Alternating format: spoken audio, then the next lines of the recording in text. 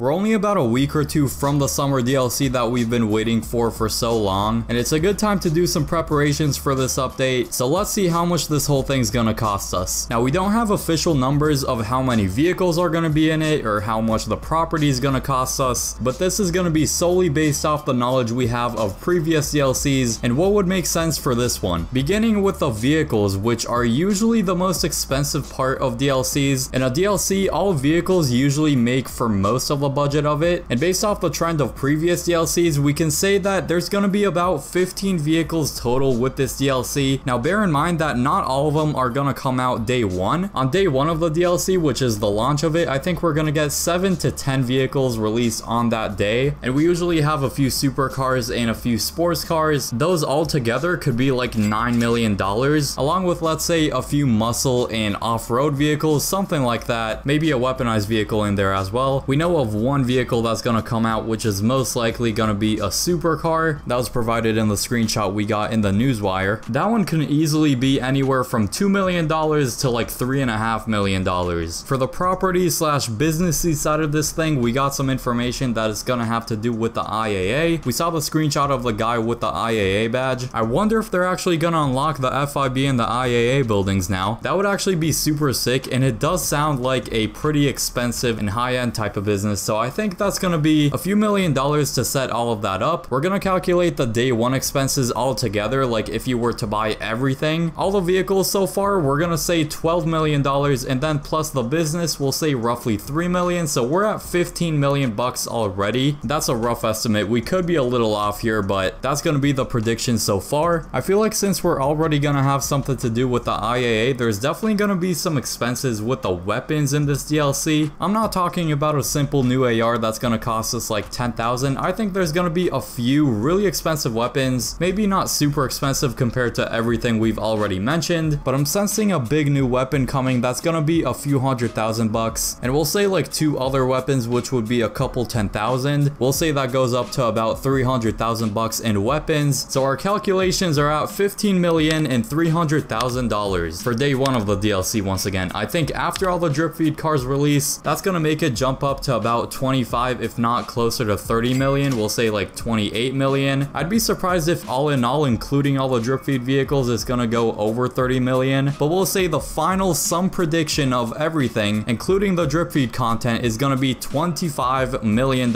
Get your wallets ready, make sure you grind the money methods, and speaking of that, if you are looking to make a lot of money before this DLC releases, click the video on screen now for the best money methods to do right now in GTA Online. I hope you all enjoy that video, and peace.